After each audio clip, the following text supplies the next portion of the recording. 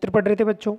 मानचित्र में इससे पहले हम पढ़ चुके, मानचित्र के 3 प्रकार हम पढ़ चुके। भौतिक मानचित्र हमने पढ़ा जिसमें पर्वत, पठार और मैदान वगैरह आदि चीज़ें दिखाते थे। दूसरा प्रकार राजनीतिक मानचित्र पढ़ा जिसमें जो राज्य है, देश है, नगर है, उनकी सीमाएं वगैरह दिखाई जाती थी। तीसरा थीमेटिक मानचित्र हमने पढ़ा, उसमें सड़क मानचित्र, वर्षा मानचित्र आदि दिखाए जाते थे।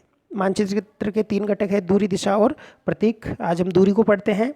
दूरी में देखिए जो मानचित्र है ये हमें पता ही है कि जो मानचित्र एक ऐसा आरेखन होता है जिसको पूरे विश्व या उसका कोई भी एक भाग जो है वो छोटे कागज पर, एक पन्ने पर हम उसको दर्शा सकते हैं, हम उसको मानचित्र कहेंगे। मानचित्र जो है वो बहुत ही सावधानी से जो दूरियां होती है स्थानों की, उनको पैमाने के आधार पर इस तरह से लिया जाता है कि वो वास्तविक लगे।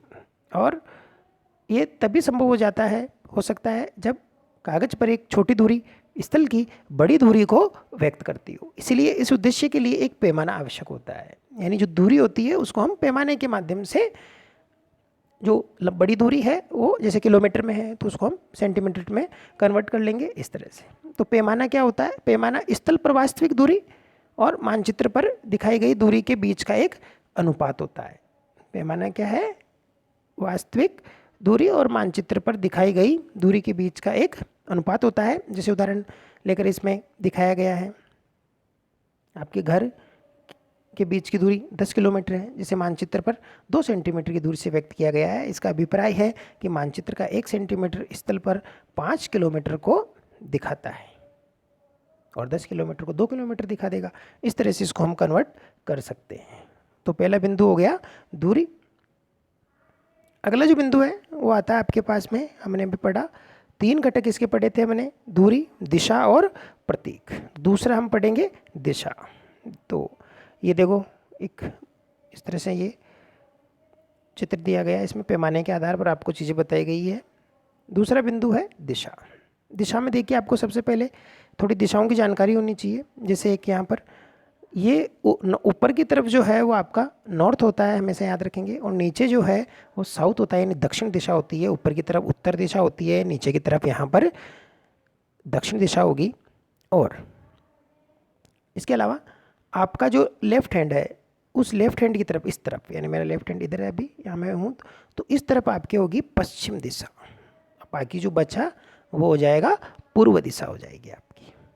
यानी आपको क्या ध्यान रखना है, ऊपर जो है वो होगा नॉर्थ और जो नीचे है वो होगा साउथ, और जो मेरा लेफ्ट हैंड है वो इस तरफ है, तो इस तरफ कौन सी दिशा हो गई? पश्चिम दिशा हो गई। अब बची कौन सी? ये पूर्व दिशा हो जाएगी। तो इस तरह से आपको दिशाओं के बारे में थोड़ा सा जानकारी होनी चाहिए। तो दिशा को देखते हैं। अधिकतर मानचित्रों के ऊपर दाहिनी ओर तरफ तीर का निशान बना होता है जिसके ऊपर ऊ लिखा हुआ होता है, और ये तीर का जो निशान है वो उत्तर दिशा को प्रदर्शित करता है। उत्तर यानी इधर ये जो ऊपर ऐसे एक एरो बना हुआ होता है इस तरह से, दाहिनी तरफ कोई भी मानचित्र या कोई भी अपन ज्योग्राफी जब पढ़ते हैं तो उसमें आता है, ये तो उत्तर दिशा को दिखाता है, ये सभी आप जानते होंगे। तब आप दूसरी दिशाओं जैसे पूर्व, पश्चिम और दक्षिण के बारे में पता लगा सकते हैं। 4 दिशाएं हैं और इनमें जो उत्तर, दक्षिण, पूर्व, पश्चिम दिखाया गया, और वे प्रधान दिग बिंदु कहे जाते हैं। और बीच की जो 4 दिशाएं हैं, जैसे एक ये वाली बीच की दिशाएं हो गई, तो ये उत्तर है, नॉर्थ ऊपर की तरफ है, और पूर्व दिशा की ओर है तो उत्तर पूर्व कहलाएगी। ये वाली जो दिशा है दक्षिण पूर्व कहलाएगी, क्योंकि नीचे है दक्षिण में है और पूर्व की तरफ है। और ये वाली नीचे है तो दक्षिण में है, और इधर इस तरफ पश्चिम है तो दक्षिण पूर्व कहलाएगी।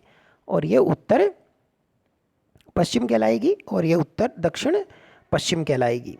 ये दक्षिण पूर्व कहलाएगी, ये उत्तर पूर्व कहलाएगी। तो इस तरह से ये इनकी दिशाएं हो गई।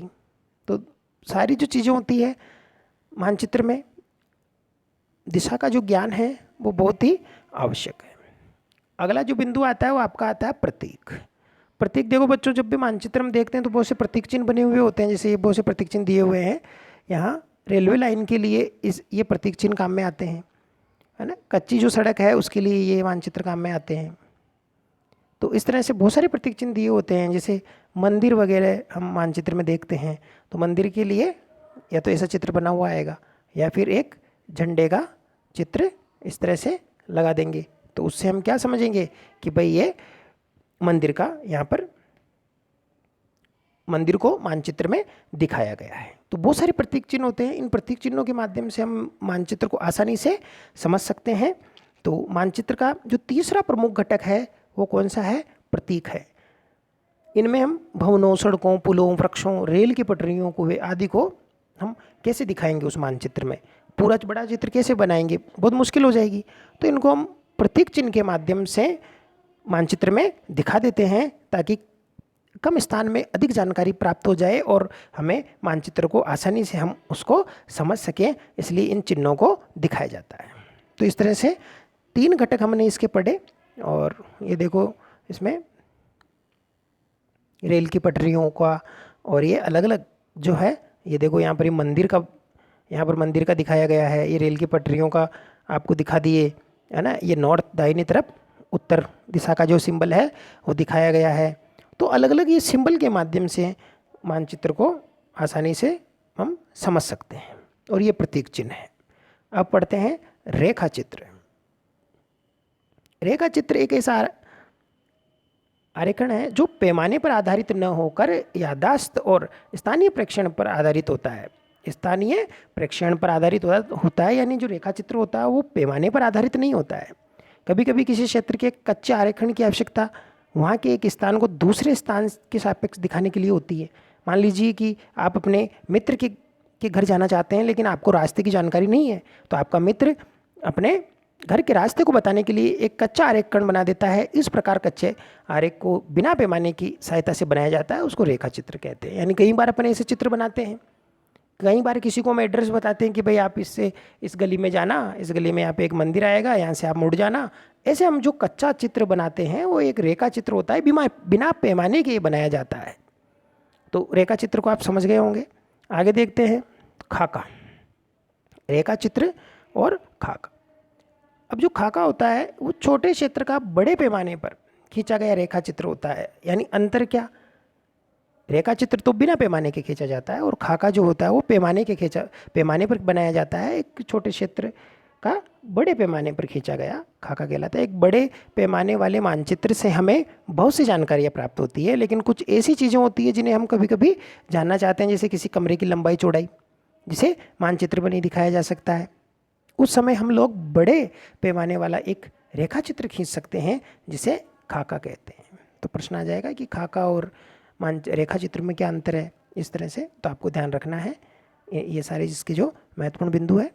क्वेश्चन आंसर जो है वो आपको डाल दिए जाएंगे इसमें, तो सारे क्वेश्चन आंसर आपको करने हैं।